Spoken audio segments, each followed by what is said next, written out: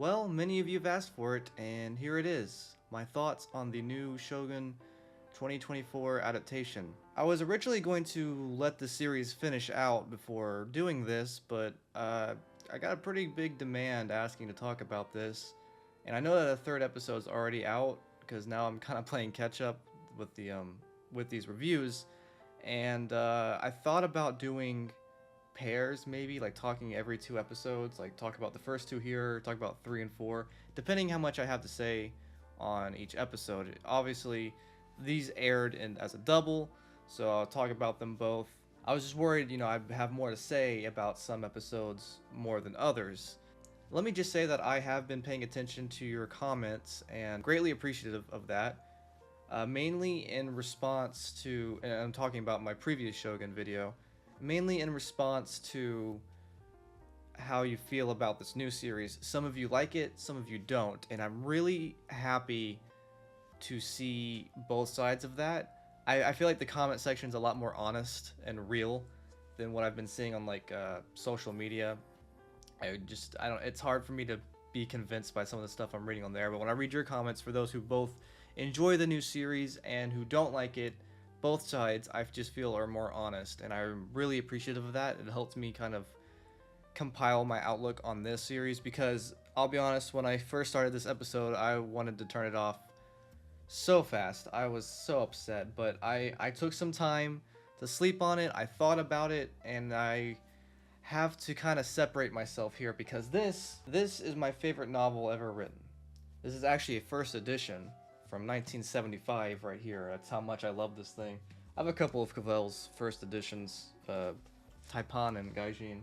I love this book to death, so I gotta kind of separate myself from that biased opinion when looking at this, because, well, let me just throw this out there. A lot of people have been saying that this is a more faithful adaptation of the novel than the original series.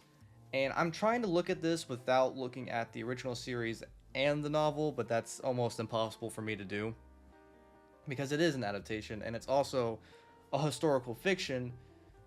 So knowing the real story and knowing the novel, I gotta kind of lean towards the source material here. But a lot of people have been saying that this is a more faithful adaptation, and I don't necessarily agree with that. And let me clarify that a bad adaptation of a novel can still be a good movie or TV series on its own right. Looking at like The Shining. The Shining is the most famous example. It's a bad adaptation of a book, but it is a great film on its own right. Shogun could be that case as well. I have lots of positives and lots of negatives to point out about this series, and it's really the response to the series has been kind of obnoxious, because there's a lot of hype around it, particularly in the fact that this is actually the only good thing on TV right now, which is kind of building up the critic response to it, I think. Because when I'm looking at reviews and responses to the series, it's the most simplistic stuff. It's like not actual any analytical responses. It's just, oh, it looks pretty. Oh, it's like Game of Thrones. Oh, Sonata's really good. Yes, he is really good. He's great. That doesn't make a great series, though. One person can't make... Okay, maybe that statement's not entirely true, but in this case, that is not necessarily true. I'm going to do a breakdown of this. I'm going to look through both episodes, both at how they work on their own and how they are as an adaptation.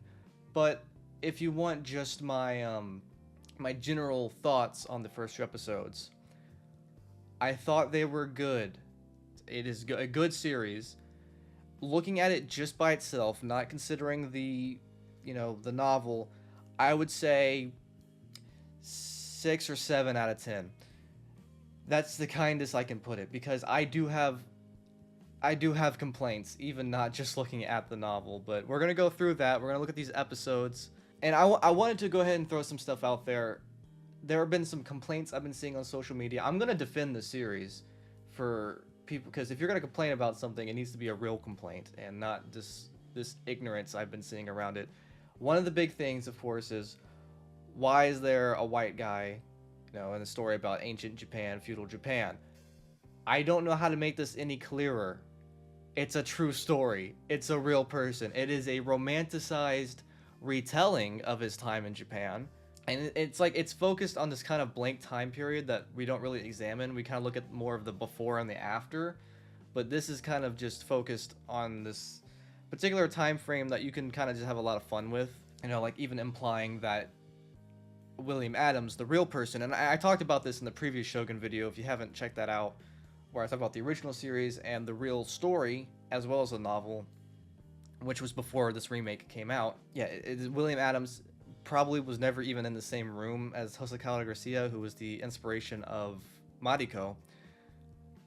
It's little things like that they have fun with, and it's you know, it's a romanticized image of a true story, and samurai films have been doing that forever. I mean, it's kind of like the equivalent of American westerns. You know, we have this romanticized image of samurai, we have this romanticized image of cowboys. It's just, you know, it's taking, you know, real authentic spirit of things, but embellishing quite a bit to make an entertaining story for us.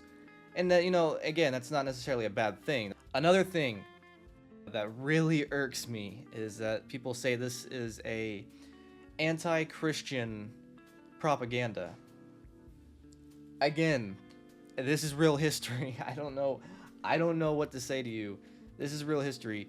The Jesuits were kind of like the Pope's stormtroopers. This is 1600.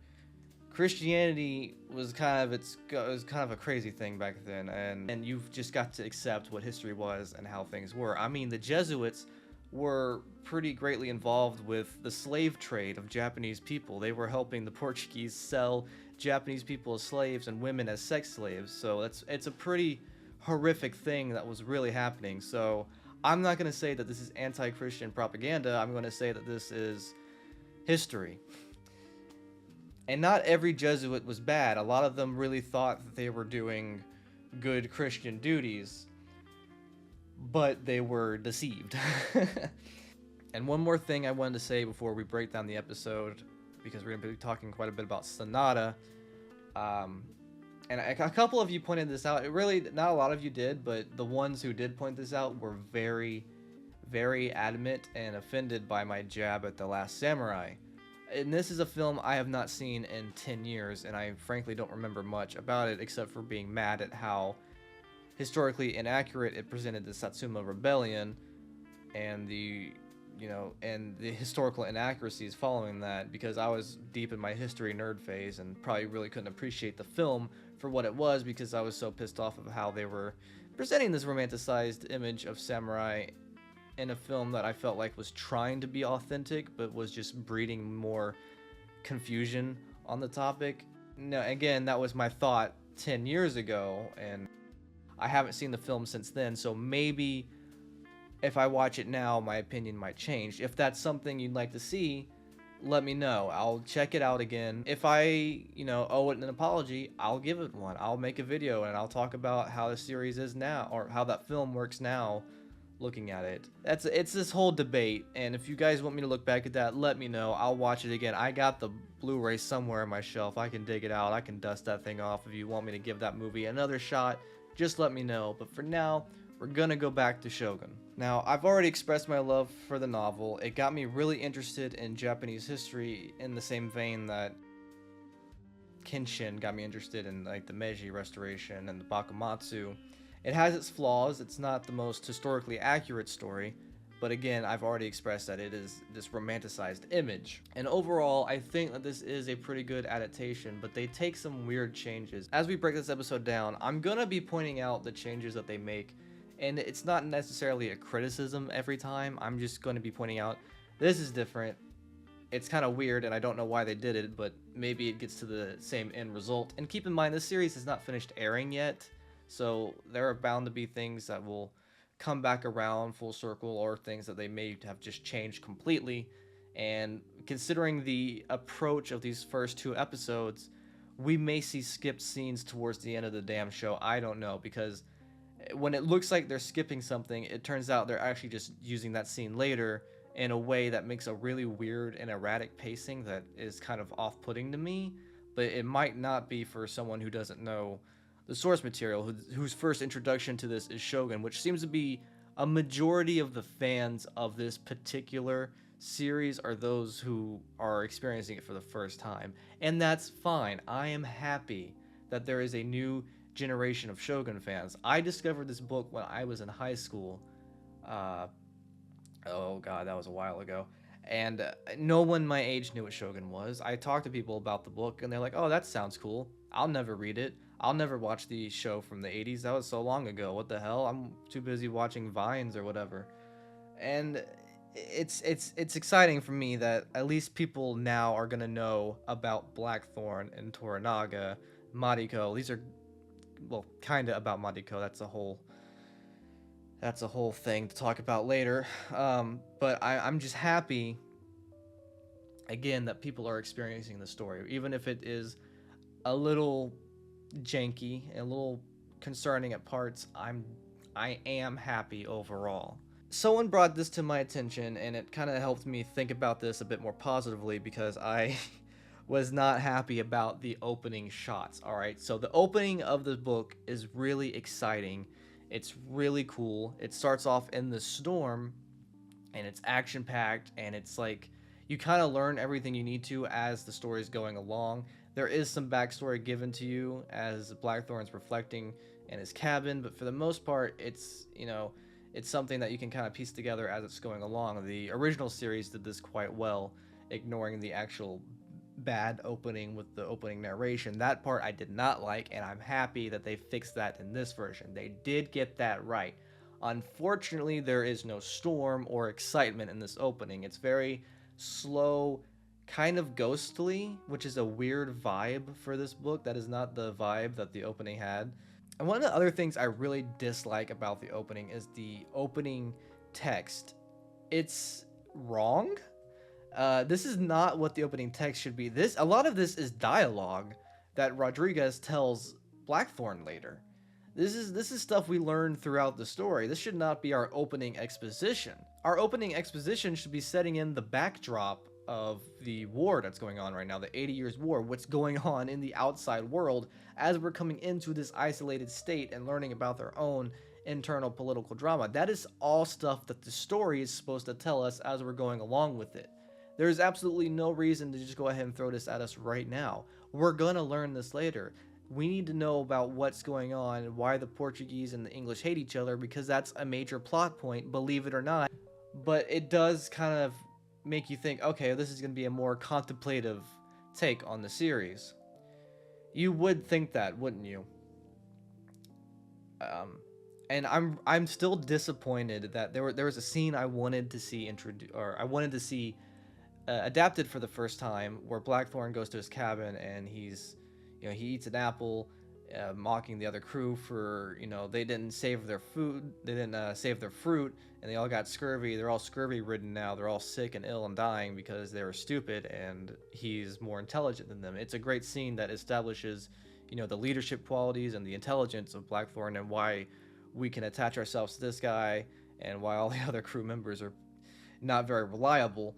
It's a really important scene, I think, actually, that gets kind of overshadowed in terms of introducing your character in a pretty elaborate way. And it doesn't even need to have any dialogue in it.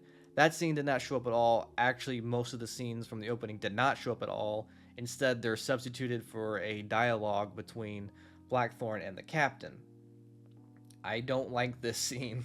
I don't like it at all, because the point of this guy is to be sick and to call Blackthorn an asshole, and we should be having a lot more things going on. But here it's just exposition. That is the purpose of this scene, exposition. And it's not really very effective exposition either. I don't know. This whole scene, it felt like a deleted Pirates of the Caribbean scene, or Caribbean, for the way that, it's shot with that same filter that Gore would use. I will say, though, the CGI on the boats, or on Erasmus specifically, looks great. This entire shot, ignoring the context of the scene, looks great. We've got the ship coming out of the fog, and it's really, like I said, it's really ghostly, which doesn't match the vibe, but the composition of the shot itself is really nice, and the fog helps mask some of the CG of the ship. I said in the original that they actually built a real practical ship that they sailed from London to San Francisco to Japan, which was cool, but you're limited when you have something like that, because Filming at sea is not good. It is very difficult. It is damn near impossible. And you know, Pirates of the Caribbean showed us that 20 years ago. Oh my God, 20 years ago, that you can do good CG uh, boats and boat scenes of boats at sea. I don't really know too much about the production of that series, so maybe there is some practical in that. I don't know. But looking at another series that came out recently with lots of boats at sea, and I assume had a larger budget than this, because I don't think the budget for this series has actually been announced yet. Um, looked awful. It looked god awful. And so this, which granted most of it is focused on this one ship, the Erasmus. Did they even say the Erasmus in this version? I can't remember the name of the ship actually coming up, and that's kind of a shame because the ship is a character itself. Anyway, it's really good. The CG is convincing, and you know, I'm a person who prefers tangibility in film. I prefer practical, but when the CG is good and effective, usually I like it when it's more thematic. But when it works, I'm not gonna be a bitch about it. All right, I like it when it doesn't look appalling, like it does later in the show. We're not there yet. Narrative-wise, I don't care for this scene, but it does look great visually. Unfortunately, most of the show, I'm sorry, I know people are just like, oh, it looks so good, it's masterful cinematography. It almost is. It almost is. You're almost right. But my God, the dependence on the fish eye is so jarring. It's so offensive, really. All right. It's kind of a trend now to use the super wide fisheye lens. I don't like it. I even when you're using it thematically, I think it looks goofy. It makes the focus really shallow. It's offensive to shots that you can tell are really good, and there's a lot of work in setting the scene. I'm not going to use that term. I know the term you want me to use. I'm not going to use it. I'm not that much of an asshole. You know, it's just everything looks like it would be a perfect shot if it weren't for the fact that the corners were warped and everything looks like a kaleidoscope. It's awful. It takes me out. Now, here's the thing about fisheye. There's a couple ways that you can use it. One of the major ones is to establish a world that is new or strange, something otherworldly and unique. Now, this would be effective if the story was being told from Blackthorn's perspective, like the narrative of the novel, but it's not. This time, it's from the Japanese perspective. And don't go crazy on me yet. I'm going to talk more about that later, but just let me finish my thoughts on this. This is from the Japanese perspective, so that in particular is visually contradicting the narrative of the story. Another one is to show a warped mental state of your character. They actually do that pretty well. There are a couple times in the show where fisheye works. It's not that I hate fisheye in its entirety. There are times when it works. There are times that it looks really good, actually. And then there's this. There are times where it just makes the shot look so flat, and it is really offensive to what looks like great composition and what would be really good shots. I like the stills that they release on like social media because it's like, oh, look at that, the corners aren't warped and it looks like this could actually be good. I wish the entire show looked like this, but there's such an over dependence on this fisheye, and it's like, come on, you don't need it for 90% of the show. I also think a major issue with the picture quality here is the fact that this is, you know, a streaming series, and in America we're watching it on Hulu. Not exactly one known for high quality 4K content. If this were released on disc, it would probably look a bit better. And I think, you know, Disney Plus is a little bit better. I remember watching like the 4K scans of some of the Star Wars movies on there, and I thought, hey, that looks okay. You know, not as problematic as other streaming services. Streaming in general is kind of concerning, and when I pay a lot for good internet and the streaming quality is still kind of ass, it's really unfortunate. And it's even more unfortunate that Hulu FX is doing Shogun at all, when if anyone should have done it, it should have been HBO. HBO is the one who would have done this show right. It's got a freaking 90 something on Rotten Tomatoes. It had 100 from like 3 people, and people were making a big deal out of that. You know, I don't think they actually realize how tomato scores work.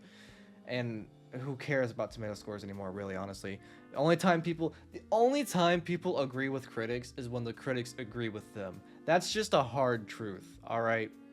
That's just a hard truth. And if critics don't agree with you, then you're just going to call them an asshole. That's the way the world works. People will only use a critic as their defense when it's on their side.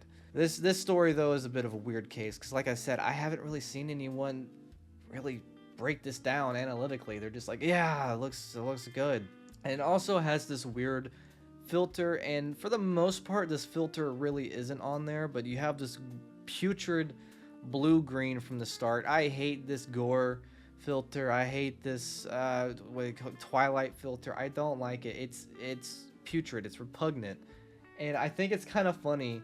You know, it's almost like, oh, this is what it's like living on the coast. I live on the coast, all right? It's not all blue, I promise you that. Now we're getting to the first scene that shows us the Japanese perspective, and this is all different. This is not in the book. I mean, it's kind of, but not told in this manner. And people like to use the term, this is not a remake, this is a reimagining, okay? Reimagining is just a term for when a screenwriter takes an already well-made story and a successful story and puts their own lazy twist on it and calls it something different. That said, I like this scene. I think it's really well made. I think it actually is one of the best shots in the series when you have this shot of Omi looking at the ship and the camera moves around behind him and it's dancing with the sun and you've got the ship out there. I think this is one of the best shots in the whole episode. I mean, and it doesn't really do too much to the story at all. Like you could cut this scene completely and it would not affect anything. It's not inherently a bad thing to not do you don't do a one-to-one adaptation with a book, okay? You don't do a one-to-one adaptation with a book. Film and book are different languages and you have to translate them. You have to translate book to screen, which means, you know, you've got to think about how can you visually interpret the same ideas, but you don't want to do the same exact thing. That's fine. That is perfectly fine. That's what you should try to do. However, you should still be able to associate this with the book. And some of the things that they've done, particularly with two characters, makes it very difficult to do that. And we'll get more into that as we talk about them. Not even 10 minutes in, and we're already looking at Toranaga. I have a serious issue with a lot of stuff being made now. There is an art, a craft to pacing in your story, and people seem to want to just throw that away now. It seems that screenwriters aren't very confident in their abilities to keep a viewer engaged. You know, we know these characters are in the story. We know the actors are in the story. You flaunt them on all the promotional stuff. You see Sanada as Toranaga more than the main character of the story. I'm sorry if you don't agree with me, but in the book that this is adapting, Blackthorn is the main character. Toranaga is, you know, is one of the most significant other characters, as is Mariko, and I'm glad that we're seeing them presented in a more honest light. We're seeing more scenes with them. Toranaga has a lot of scenes by himself with the other Japanese characters, and they're speaking just Japanese with one another. We needed to see that. That was something that the original was missing, and I don't think the original was wrong for that at the time, because that was a gateway for Americans to get into feudal Japan, Japanese history, when back then they didn't care. They didn't. Not my fault. It's just how it was back then. Don't attack the messenger here. It's just how it was. But now, you know, things are different. Now we can tell the story in a more full-rounded way, with the Japanese perspective included in this time. But this time they chose to shift the focus of the story exclusively to the political drama aspect. And the sacrifice of that is the adventure. This, at its heart, is an adventure story. This version is not. We have this thing called anticipation, excitement, hype. You build this up. You build up excitement when you're like, okay, I know Sonata's in this show. I can't wait to see him. and you have these characters talk about his character in the story, and you're building up to the meeting with this guy. The first time you see him, it's a big deal. The first time you see Toranaga in the original, it's Toshiro Mifune, and it's a great introduction. He has so much presence to him, and it really fulfills that anticipation you have as a viewer waiting to get to him. It takes a while, and in the book, it takes about 100 pages till we actually see him for the first time. That is good pacing. That is how you build up a character. You have that excitement in the viewer to finally see this character. And now we just kind of just see him right away, and it takes away all of that. He's just right there. It's like, okay, yeah, that's the other main guy. Cool, that's good. Let's see him. Yep, right there. The positives of this is, well, you can see the Falcon. You can see Naga is going to be more of a character. That's really good. That was a major downside of the original. Now Naga is going to be more important, hopefully. And the shots, the shots here is good, except for the stupid fisheye. Someone tried to say that the fisheye was to put your focus on Toranaga. And if that were the case, why isn't it doing that? I think it's just a trend. It's a popular trend right now that people are doing. A trend, that's all there is. It's a trend in cinematography. It's a great introduction to the character, I guess, maybe, but pacing-wise and narrative-wise, it's just way too early. Let us have a little bit of build-up, Just have a little bit faith in your writing. Have faith in the viewer. They think that we can't watch this show without, like, Subway Surfer on the bottom. That's not true, right? Right, guys? And that said, Sanada is probably the only person, I think, who could play Toranaga today, because Mifune is obviously dead, and no one's gonna top Mifune. You can't. He's one of the greatest actors of all time. Sanada is doing a pretty good job, but he just doesn't have that command to his presence. Like, I don't feel sweat when I see him. I should feel intimidated when he's on screen. He doesn't quite have that yet. Maybe we'll get that later, but I just don't feel that from his presence, and that might just be because no one can be Mifune. It might just be that simple. Someone pointed out in the comments, and I agree with them, that shooting in Vancouver is not exactly a very good representation of Japan. It was actually smart of The Last Samurai to film in New Zealand, which is a little bit closer. It's a little bit more plausible to believe as a viewer. And the CGI cities look like pretty good PS3 graphics, I guess. Whatever. We get to my boy Hiramatsu, and let me just say, this might be the biggest step up from this series from the original. He didn't have jack to do in the original. He didn't get to know what a badass mofo this guy was. I love Hiramatsu, and his real life counterpart was pretty freaking crazy too. I mean, he's old and was around several great historical figures throughout the time. He's crazy. And his opening line in this version is, "I hate Osaka." You did it. You nailed him. That is perfect. That is Hiramatsu 1000% a step up. I love it. I love how they did Hiramatsu. That is great. Oh, what is going on now? Okay, we have extended exposition and political talk. What is this, Phantom Menace? Don't get me wrong. Shogun has plenty of moments where characters are just sitting around and talking, and it's usually deep and investing and interesting, and progresses the story with stuff that's already been established through adventuring and easing into this world and its political situations. Here they just threw us right into it. It was just not into it. I mean, this is not how you should open Shogun. You don't open Shogun with freaking political drama.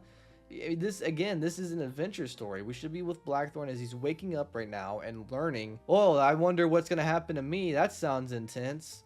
Well, I mean, I wonder, are we even going to see any of that? No. He's already in the freaking pit. You skipped so much of your main character's narrative to show a scene that doesn't even happen until about 130 pages into the book. This is another thing, too. This is a scene that I wanted to see. The samurai, who is Hiramatsu's grandson-in-law, defends Toranaga's honor after Ishido insults him. He attempts to strike Ishido, and Toranaga has to punish him for it and says, okay, well, you and your infant son are dead. You're no longer a man. you can crawl to your own death. That is ruthless. Tokugawa was a ruthless person, and that shows just like how merciless Tokugawa Toranaga in particular in this one really is. And they did it, but they tried to make it more sympathetic because they're trying to make Toranaga a more sympathetic or heroic type of person. What do you mean? This man has miles of corpses under him. He is a manipulator. I don't... Oh. He didn't even let this guy walk to his death. Mind you, this whole scene doesn't make any sense because why are they still talking? An order was given by your lord. You have 2 seconds to do it. This scene does not make any sense to me. I get it. They wanted to find a way to introduce Mariko and Fujiko in the first episode, which is even more jarring to me. It's a well-acted scene, though. I mean, I think like the composition-wise and the acting and the setting, everything about that, on the visual side is good. It's just for the narrative, I don't really understand its purpose. I mean, I get what they're doing with it, but I don't understand why they wanted to. I'm trying to find a way to defend. I'm trying to find a way to not just be overly cynical about this scene that I don't know why is here, because when we have filler, which is what I'm calling this because this is not what happened in the book, when we have filler, we lose the main story, as we've been doing with Blackthorn, because now we're in the pit. 20 minutes in, we're finally to the main character. And I was really nervous about this because I don't know who Cosmo Jarvis is. I've never heard of him. In fact, the only person from the main cast that I've heard of before the show was Sanada. I have a whole fan cast for a modern Shogun. My main pick for Blackthorn would have been Andrew Lincoln, but he's too much of a leader, I guess, for this version that they wanted to do for Blackthorn. He talks way too much. Way too much. I cannot associate this with Blackthorn from the novel. The guy, I mean, he says things that are directly opposite of what Blackthorn would do. No, don't fight them. What do you mean? What do you mean? He freaking fought a bunch of samurai that came down the pit to get him. I don't understand what that means. This is a more faithful adaptation. I guess I don't know how this is Blackthorn at all. But, he looks great. I think he looks great. He looks the role when he has the long hair and the pirate look, which they should have kept the hair, but, whatever. I guess the actor wasn't comfortable with it, so they had to do some kind of stupid hair clipping lice idea. I don't know. Which does not compliment him well, because now you know the crying mouse meme or hamster? That's exactly what he looks like.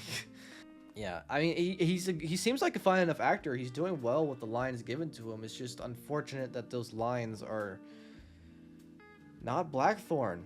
It's just really hard for me to buy that this is Blackthorn. And he doesn't have any of that leadership qualities to him. They turned him into not only a secondary character, but they made him into a joke. And it's rude. And I mean, anytime he has any cool moment or a moment of defending himself in the book has been cut completely. And now that we're actually seeing stuff from the main story, it's going through so fast. All of these events are happening really quickly, and it's like, oh, this is I never remember that part. Oh, I recognize that part. These are all important scenes that you're just glossing over. Let's take for example the decapitation. This was a big deal because in the original, this was the first time there was a televised decapitation. Or I say that like it was a real thing. It was the first time there was a decapitation shown on a television program that aired for people to see. And it was censored. You can actually see the uncensored version on the movie edit, but in the original it was censored, so it does look kind of goofy. And in the new version, it still looks goofy for different reasons. Oh, it just goes by so fast that you can't really reflect. The pacing, the pacing is problematic for this because it's going so fast. It's going through just like that. And you can't really reflect on these scenes, on these pivotal moments of the story. It's just all one fell swoop. Some people might like that. Again, I feel like they're underestimating the viewer and thinking, we need Subway Surfer on the bottom for this to keep up with it. I don't like that. I think that, I think there are people out there who can still watch a scene and appreciate it and, reflect on it and contemplate on it. I think that that still exists. And like the decapitation scene was really a big deal. It was kind of enforcing this idea to Blackthorn that, oh yeah, I better mind my manners or I'm gonna die. Instead, they just focused on the one aspect of, oh, Omi doesn't like Christians, so he cuts this guy's head off because he's doing his little thing for Blackthorn. You're kind of getting the same points, but they're going so fast that I don't think you can really soak them in. But Sebastio does finally show up, and it doesn't matter. You don't know who he is, or you don't have any reason to care if this is your first time watching. He actually is a little bit more involved in the story. You also don't have the first seppuku. There's a samurai that goes downstairs and gets his ass kicked by Blackthorn, and then has to commit seppuku because he lost the fight and got knocked out. I guess that's just not happening. What a shame. Well, we do get to Yabu, and this, I was really interested how they were going to play on this, because Yabu in the original adaptation was a bit interesting, because he was played by a comedian actor, Frankie Sakai, who brought this kind of comedic, sadistic evil to the character, which was really interesting, and it gave a lot of personality to him. And I like Asano, the actor playing him in this one. I liked him. He was in Zatoichi, Ichi the Killer. He's been in a lot of stuff, and a lot of American productions as well. Kind of like Sanada. He's kind of this recognizable actor for both sides. I really wanted them to be a little more novel accurate with him this time around. I wanted them to really go into the vile, sadistic nature of him. You know how much cooler this scene would be if he was just sitting in the rain? That would be so cold. It would be so cool. Instead, he's a cuck now?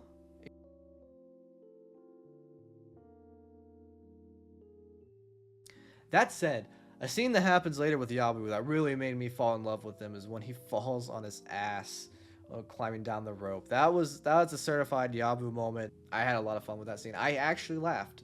That scene actually made me laugh out loud. Yeah, this whole scene was one that I wanted to be in this version. I said that in the previous video. I wanted to see, him talking with Yodo, but why now? Pacing's kind of weird. I'm happy the scene's in here. I just don't. I'm trying to figure out why they chose to do it now.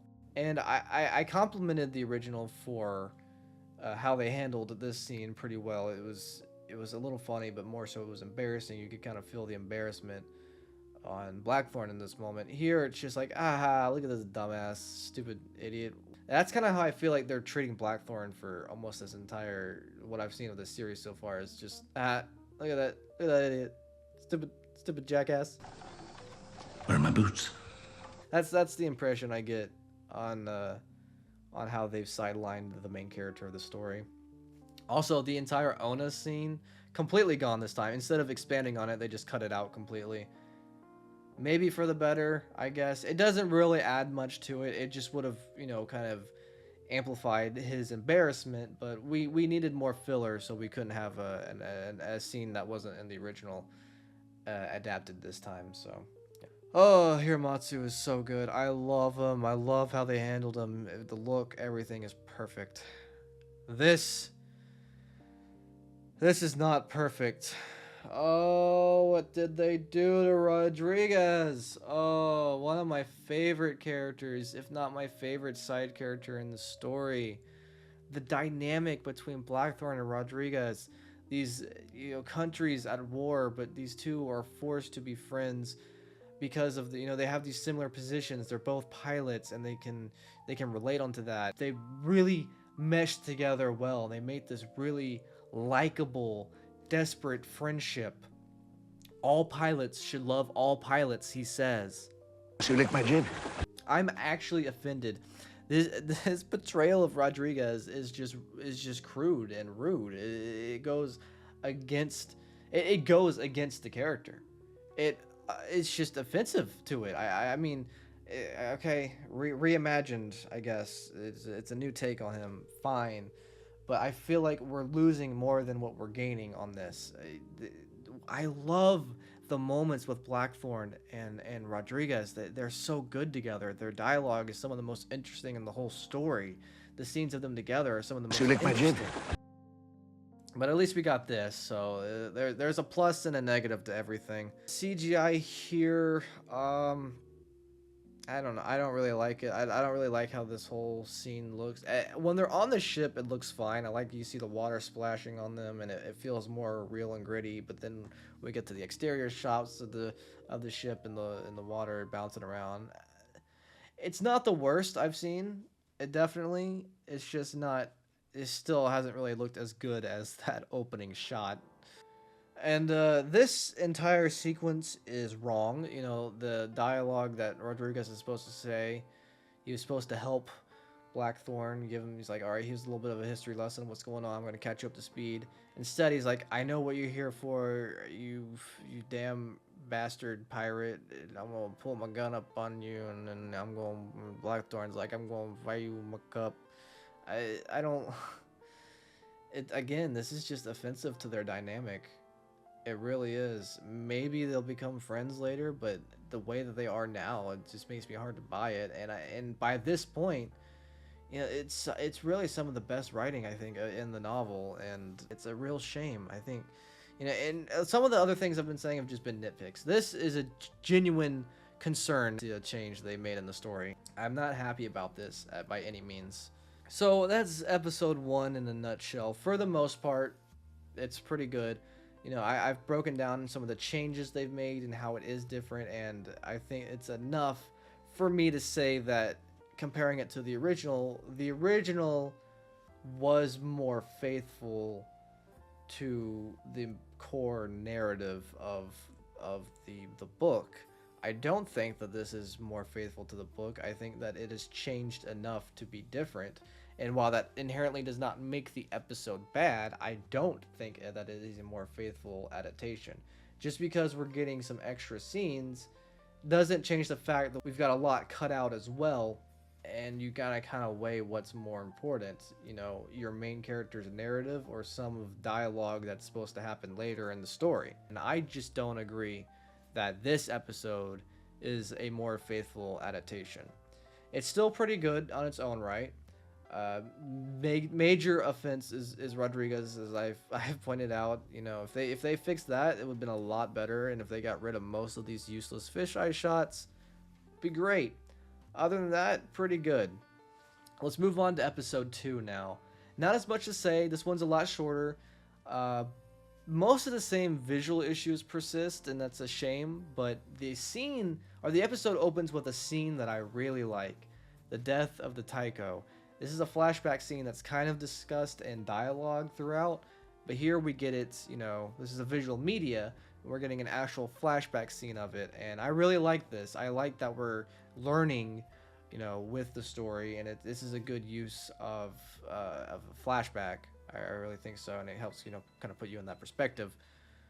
This gets a thumbs up from me. I really like it. You know, Ochiba looks good. The Taiko, who is Toyotomi Hideyoshi in real life, and I explained his whole role in my previous video. He was a big deal. He was a big unifier of Japan. You know, he was Oda Nobunaga's successor. He looks great. Aside from, you know, fisheye, everything about this I really like. God, these two together, they both look like their eyes are about to pop out. They're just on the verge of tears every second. It's kind of weird to me that both adaptations of this book chose to have Mariko in this scene, whereas in the book she still hasn't even been introduced into the story yet. So both versions have chosen to introduce her earlier, and you know, I can understand the reasoning is to confirm the translation. So I can understand why they did it. I'm not necessarily complaining about it. I'm just saying that it's kind of interesting that both had this idea to bring her in earlier, and it's probably for the better. For the most part, the scene is pretty spot on. You know, just like the original, they condensed a lot of the dialogue and just kept to the mainly important aspects of it. It's worth noting that the whole political drama scene in the first episode was supposed to happen after this. Like, as soon as Blackthorn left, that's when all of that was supposed to happen. I have no defense really or anything to say negative about it. It's just a weird weird pacing change. I don't inherently agree with it, but I don't have enough to really argue it either. Oh, I really took some time to think about why I hate this scene so much. Great shot, by the way, right here. This is actually a good use of fisheye. This scene is the equivalent of a drunken father who just lost a bet on a football game coming back to dinner. And not only that, but it also it westernizes their relationship. I don't know another way to really put that. The way that they present Buntoro and his dynamic with their son and with Mariko, it's not right.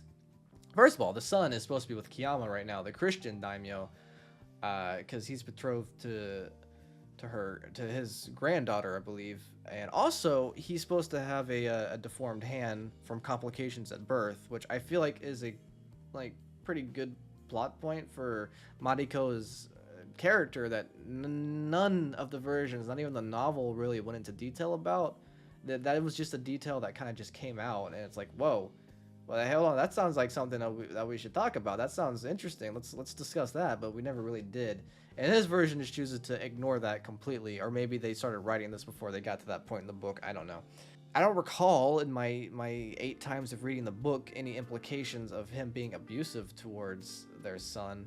I feel like they're westernizing Wataru's role as like just your stereotypical abusive father husband role. Their relationship's really complex, and if you've seen that interview with Anna Sawai about playing Mariko, she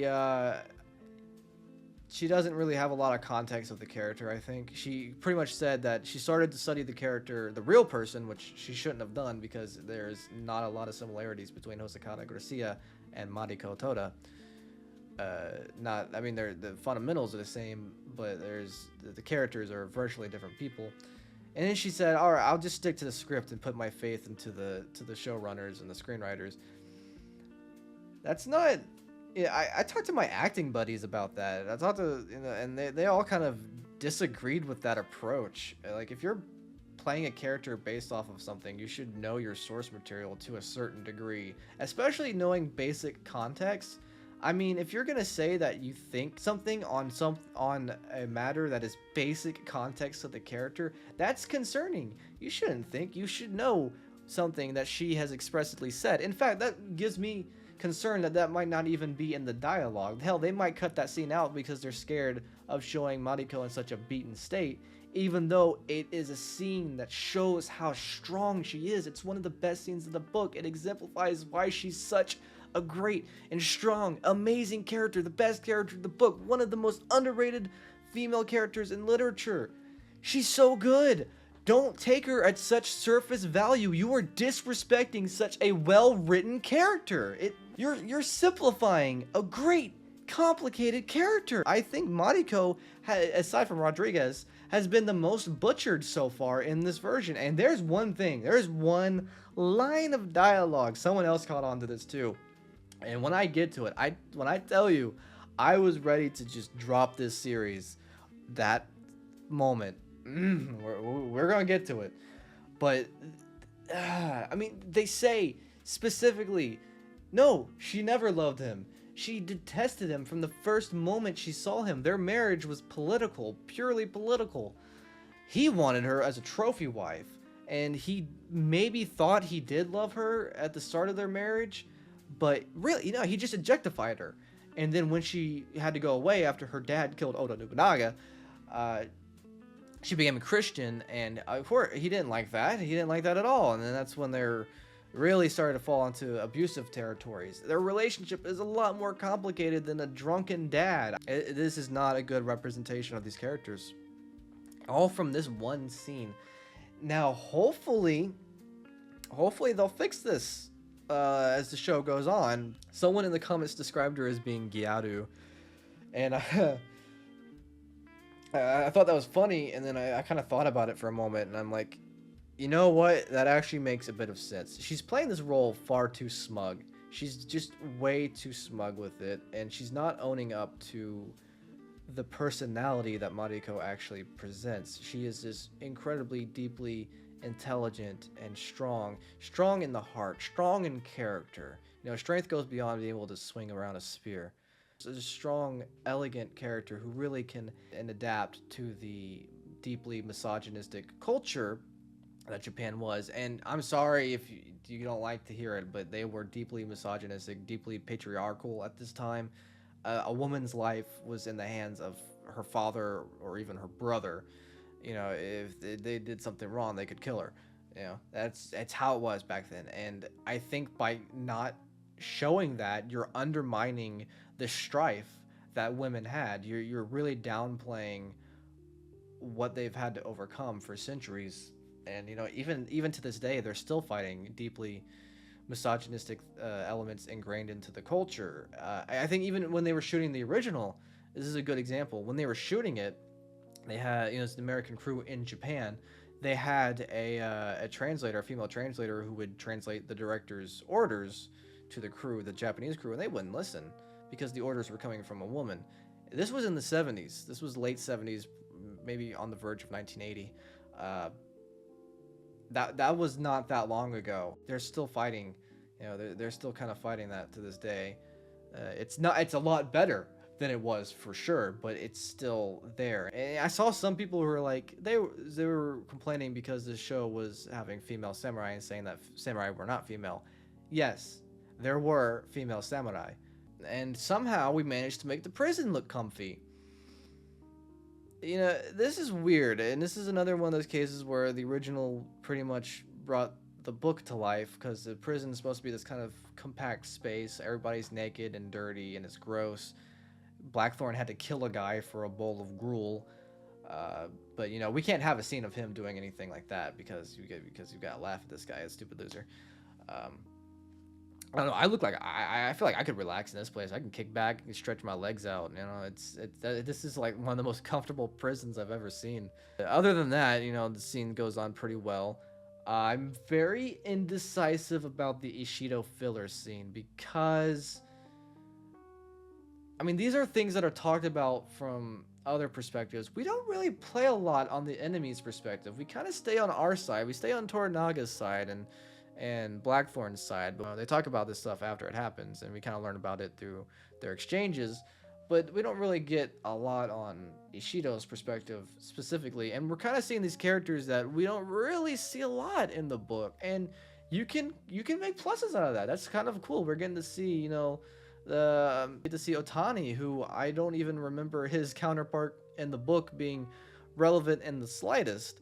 But we're seeing these other members of the council, and we're seeing, you know, cool that we're seeing these guys, and we're kind of getting a little bit of what they're talking about. But I feel like it spoils a bit of their plans, because it's exciting to not fully be in the mind of your enemy. And people compare this to Game of Thrones, and I don't know enough about Game of Thrones to agree or disagree with that.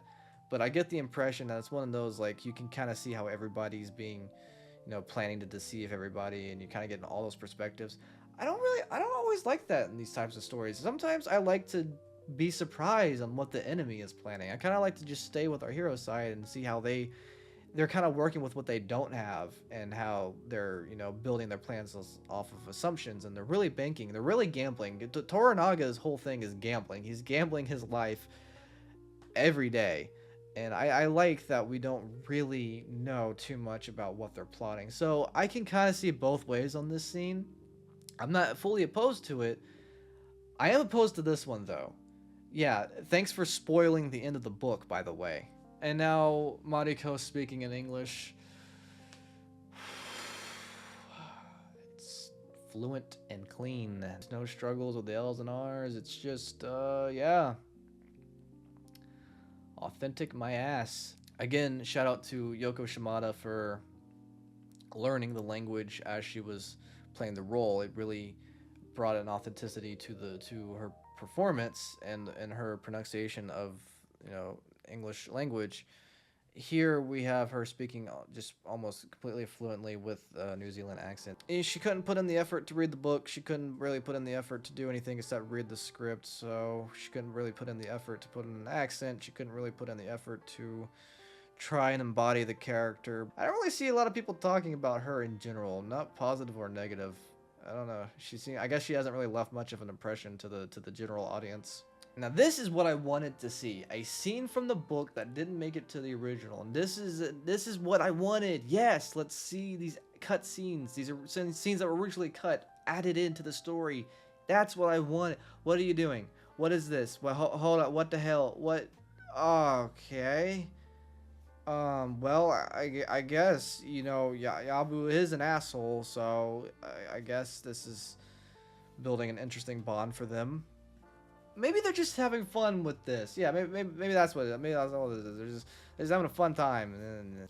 My only complaint with this scene is that drawing the map was Blackthorn's idea. And if you think I'm being nitpicky, you're wrong, because this is eliminating some of Blackthorn's intelligence and character. They're continuing to sideline and diminish the main character, and it's kind of insulting. Let him have an idea, for God's sake. It's something so simple. It was his idea to draw a map for Toranaga. Oh, damn you! Blackthorn already likes his baths by this point. That's... come on. You will please address me as Mariko-sama.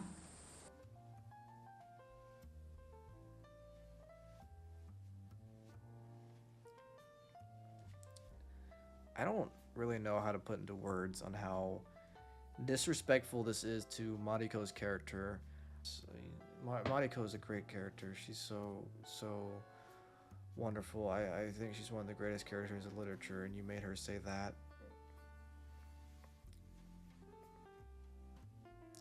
I off that smug ass line. The character who gently tutors and helps Blackthorn ease into Japanese thought. I can't even. That stupid, snarky attitude is not Mariko. She is someone who stands far above that. She is a much more intelligent and, God,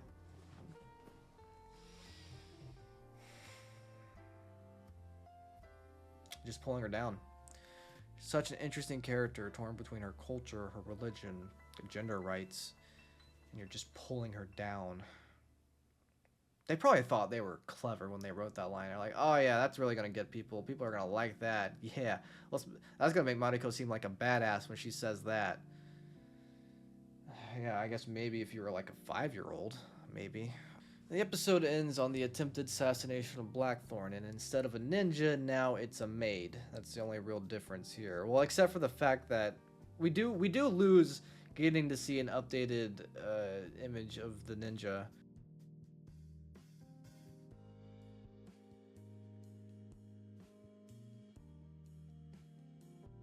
Which could have been cool to see it in the garb, and they could have made it, you know, they could have updated how intricate his actual, you know, break into the castle was. It's this whole sequence of sneaking in and killing some people stealthily, and then Kitty sees him and then tries to fight. She pulls a dagger out, ready to fight his ass before calling the guards' attention. So I guess you're just gonna throw Kitty down there so Toranaga could get a swipe in. That's weird. Also, Naga should have been the one to. Well, actually, the assassin kills himself. That's kind of the part of their creed, and also Naga had his. I love this moment. It's so funny in the book where he cuts off the assassin's head. It's like, does anybody know who this is? Spits in their face and throws the head at one of his men, and then proceeds to kill the guy in charge of the night watch. And then Toranaga proceeds to punish the rest of the guards, showing just how ruthless that character is. But we don't see any of that because, you know, he's more sympathetic this time around. And that's the first 2 episodes broken down. I mean, I've already kind of given my impressions on it. I think, like, on its own, it's pretty good.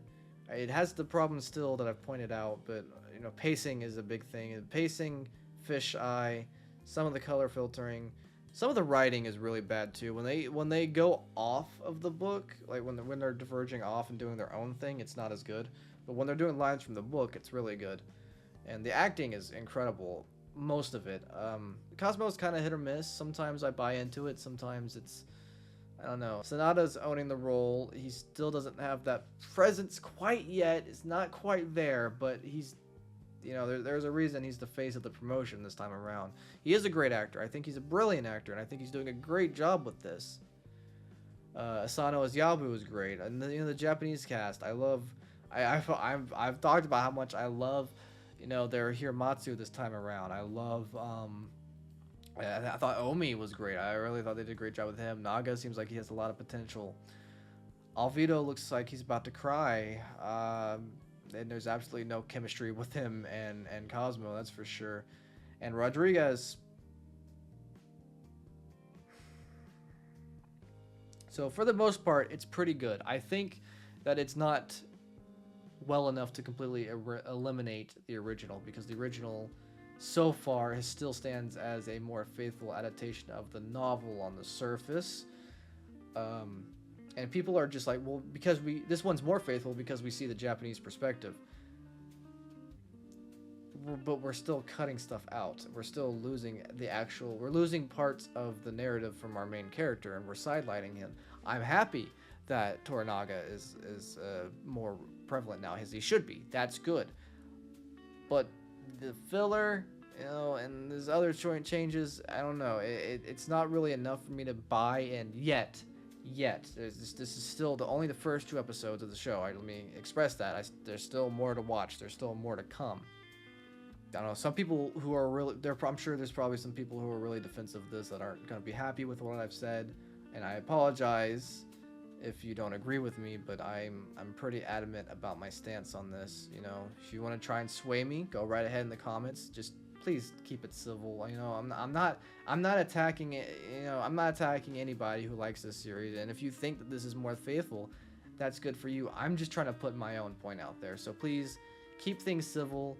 And that goes for anyone in the comments. I've seen some people arguing in the other one. Try not to do that, please. I want to keep things nice, calm, and chill in the comment section. If you guys want to see me, talk about The Last Samurai, like I mentioned before, let me know. I might do a poll.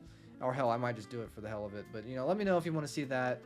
I was planning on talking about a film set during around the same time period in Sengoku period that I was originally writing a video essay for, but and then I went ahead and did this because I know a lot of people really were asking for this and wanted to see this. So here it is. And I know this is a lot more informal than what I usually do, but I'm not really used to doing these type of reviews. So I hope you enjoyed this video, and if you did, please leave a like. I really appreciate all of your positive responses on the previous video, and I've been listening to what you're saying and your suggestions on how I could improve, and I hope that I've shown that a little bit. I'm trying to really build myself up.